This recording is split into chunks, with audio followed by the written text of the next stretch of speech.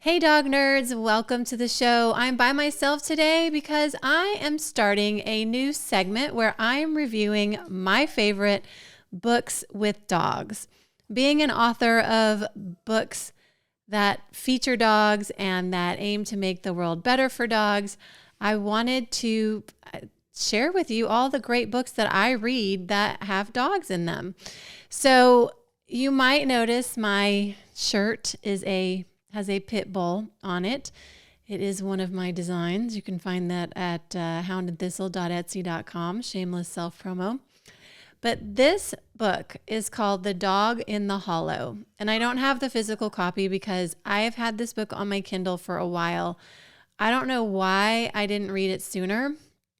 It is by Will Lowry, and it is a powerful book. And I'm sorry, Dansby is being very frustrated that he can't be in here with me. So hold that thought and I will go get him. All right, so clearly Dansby wanted to be part of this episode, even though he hasn't read the book yet. So The Dog in the Hollow, I'm going to say this, it is a tough read because it deals with the realities of dog fighting. And I know a lot about dog fighting. I've researched it for my own writing, and before I even started writing, being from Atlanta, researched it because of the Michael Vick case.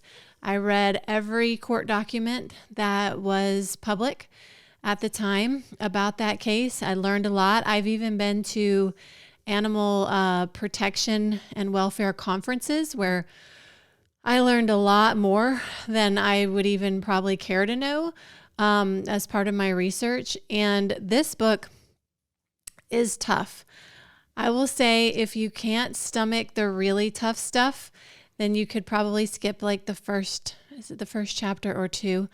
It's an amazing story though. And as somebody who knows about the truth, the realities of dog fighting, not from ever being, in one undercover or anything like that, but just from the research I've done, it was still hard to read. I am a very sensitive and empathetic person though, so let's chalk it up for that. But it is a real issue that needs to be addressed. And so I think it's really an important, very important read. It is hard to read some of the descriptions of that. But in saying that, I highly recommend this book. My review of this book is 5 stars, and I don't give 5 stars lightly.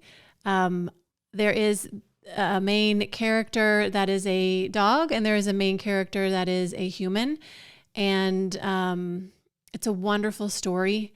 It's not long. It's under 200 pages, but it's a wonderful story. And I can't talk about this book without talking about the author's amazing writing ability, his prose, his descriptions of the hollow.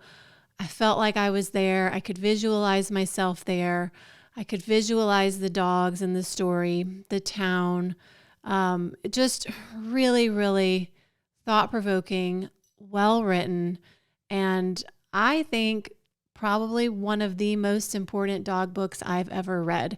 And this one, The Dog in the Hollow, does go into my top 5 list. My top 5 list is getting crowded. I'm going to have to move some stuff around, but this was a really good book. I highly recommend it. If you're a sensitive person and you want everything to be rosy, and I mean everything, this book is not for you. It's not, I feel like the ending is wrapped up nicely. And I think the author did an incredible job dealing with such a difficult and painful issue. So if you've read it, please comment below. If you haven't read it, let me know if you're interested and if it's something that you'll pick up.